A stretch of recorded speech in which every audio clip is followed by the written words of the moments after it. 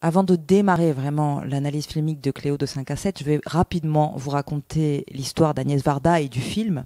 Donc Agnès Varda naît en Belgique le 30 mai 1928 à Ixelles. Et en 1940, sa famille fuit la Belgique et s'installe à Sète, où elle vit sur un bateau amarré à quai. Et ça, c'est important dans son imaginaire, puisqu'elle a beaucoup tourné en bord de mer, sur les plages, etc. Donc elle grandit dans cette petite ville côtière. Elle y fait une rencontre décisive pour le reste de sa vie. Elle se lie d'amitié avec Jean Vilar et son épouse.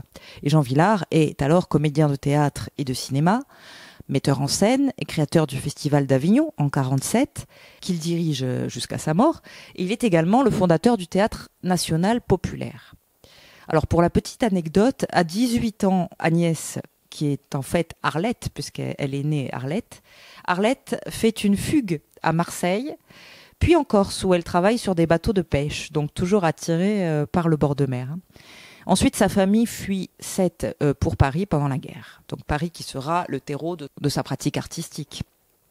D'ailleurs, elle se consacre à des études artistiques. Elle étudie la photographie aux Beaux-Arts et l'histoire de l'art à l'école du Louvre. Donc en plus d'être sa passion, la photographie sera son premier métier. Elle travaille d'abord pour les Galeries Lafayette en tant que photographe, donc, puis pour le Festival d'Avignon, puis le Théâtre national populaire grâce à Jean Vilar, qu'elle retrouve ensuite à Paris. Elle installe un studio photo dans son appartement, même rue Daguerre, dans le 14e arrondissement. Et en 1954, elle tourne à Sète. Donc pour son premier long métrage, elle retourne dans sa ville d'enfance. Ça s'appelle La Pointe Courte. C'est joué par Philippe Noiret et Sylvia Montfort et monté par Alain Resnais.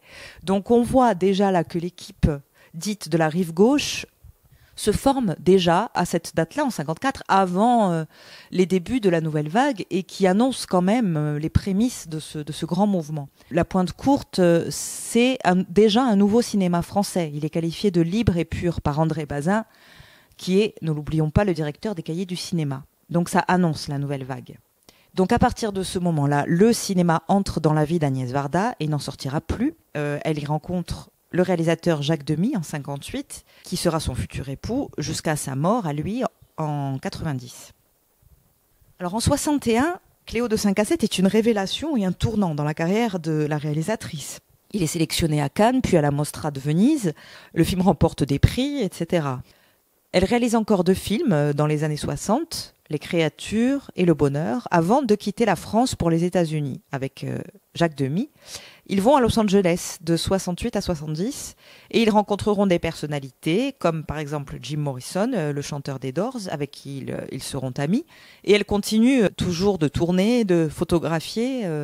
Elle fait notamment un documentaire sur les Black Panthers. Et à partir de 72, elle réalise des films plus intimes et personnels, notamment sur son engagement féministe pour le droit à l'avortement, puisqu'on se souvient qu'elle avait signé le manifeste des 343, et elle continuera de filmer toujours des femmes. Alors sans toi ni loi, bien sûr, avec Sandrine Bonner, qui a le Lion d'Or à la Mostra de Venise en 85, Jane B par Agnès V, c'est un portrait sensible de Jane Birkin en 87. Il y a un homme quand même, c'est son homme, son mari, Jaco de Nantes. C'est un docu-fiction sur son époux, Jacques Demy. D'après les mémoires de celui-ci, il va décéder 10 jours après la fin du tournage. Elle s'absente quelque temps du monde du cinéma, puis dans les années 2000, en 2000, elle réalise Les Glaneurs et la Glaneuse. Alors elle profite de sa nouvelle caméra numérique parce qu'elle reste toujours très curieuse, très audacieuse et à la page de ce qui se passe. Donc elle travaille donc seule et à moindre frais avec sa petite caméra. Et ensuite, elle réalise Les Plages d'Agnès. C'est une autobiographie filmée qui reçoit le César du meilleur documentaire, d'ailleurs en 2009. Donc encore sur une plage.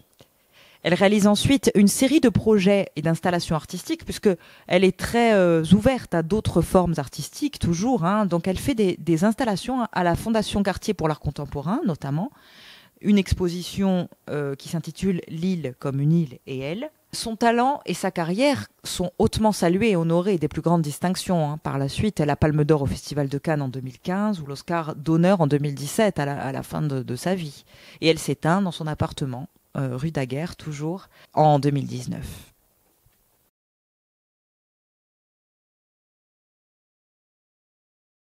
Alors, on va se concentrer quand même un petit peu sur Cléo de 5 à 7. Le film sort en 62, mais le tournage a lieu en 61, donc au commencement de la nouvelle vague. Et il en deviendra un film emblématique. La frontière entre l'univers fictionnel de Cléo et réel d'Agnès Varda est poreuse. En effet, à ce moment-là, Agnès Varda a 34 ans, elle a un long métrage à son actif, La Pointe Courte, et c'est avec Cléo qu'elle rencontre le public, le succès. Elle met en scène donc une jeune femme du même âge qu'elle, à peu près à l'époque, et lui fait faire un chemin initiatique en accéléré vers son être profond. On ne sait pas quelle est la part d'autobiographie là-dedans. Le thème du film, cette déambulation tourmentée d'une jeune femme à travers le paysage urbain, cette femme qui attend des résultats médicaux et qui craint d'être gravement malade, se retrouve face à ce destin qui s'ouvre à elle, et elle abandonne peu à peu le monde de la représentation pour rencontrer l'être qu'elle est. Alors c'est un trésor inépuisable sur le plan esthétique, mais aussi sur le plan existentiel et philosophique.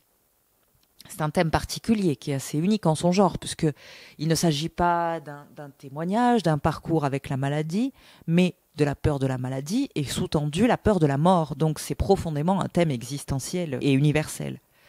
Et donc Agnès Varda utilise aussi ce parcours initiatique intérieur pour dresser également un portrait de Paris à cette époque-là. Et le jour du tournage se confond avec le jour fictionnel de Cléo, puisque c'est un jour significatif. C'est le premier jour de l'été, le 21 juin. Donc c'est précisé dans le film par Antoine. C'est le jour du solstice. Donc elle voulait d'abord tourner le premier jour du printemps parce qu'elle voulait apparemment que la date du tournage soit symbolique. Mais pour des raisons financières, elle tournera le 21 juin, le premier jour de l'été. Donc c'est un parcours dans Paris, comme je le disais, il est significatif. Il reflète l'évolution de la jeune femme, donc qui passe de la petite citadine coquette et égocentrique et qui devient une femme libre, naturelle et en prise directe avec la vie, avec la dureté de la vie aussi. Donc elle quitte les beaux quartiers riches et commerçants de la rue de Rivoli, dans le 1er arrondissement, au quartier bohème des ateliers d'artistes avec le parc Montsouris dans le 14e arrondissement, où Cléo s'aventure alors qu'elle n'y était jamais allée auparavant, et elle y rencontre Antoine. Cléo rencontre Antoine dans l'espace féerique du parc Montsouris. Et enfin, le film s'achève à l'hôpital de la Pitié-Salpêtrière, où Cléo attend ses résultats, et où donc s'achèvent ses déambulations, et où elle dit être heureuse, parce que, nous allons le savoir, le film finit quand même bien. Le tournage du film, on l'a vu, est déjà une histoire d'amitié. Donc il y a Michel Legrand, le célèbre compositeur, ami d'Agnès Varda et de Jacques Demy. Il signe la bande-son du film, donc les chansons chantées par Cléo, et joue également le rôle de Bob, le musicien fantasque qui joue avec Cléo. Et dans le petit film burlesque, la petite insertion de cinéma muet dans le film, le couple est joué par de grands amis d'Agnès Varda, que sont Jean-Luc Godard et Anna Karina.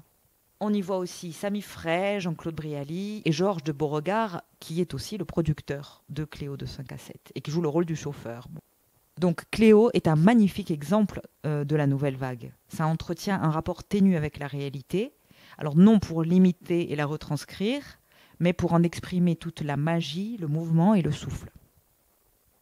Ça a été le film qui a propulsé Agnès Varda parmi les plus grands cinéastes de la nouvelle vague, mais pas seulement, de tous les genres confondus et au-delà même des limites de la France. Il reçoit un excellent accueil du public et des critiques. Agnès Varda est donc propulsée dans ce milieu qu'elle ne connaît pas encore. Alors au niveau français, il figure dans le classement des 100 plus beaux films français. Il reçoit le prix Méliès, qui est une récompense critique. Il est sélectionné à Cannes et en compétition parmi L'Ange exterminateur de Louise Buñuel, Le procès de Jeanne d'Arc de Robert Bresson ou encore Long voyage vers la nuit de Sidney Lumet, donc de grands réalisateurs. Et il est en compétition pour la Palme d'Or qui sera finalement obtenue cette année-là par La parole donnée du Brésilien Anselmo Duarte. C'est d'ailleurs Romain Gary qui est membre du jury cette année-là.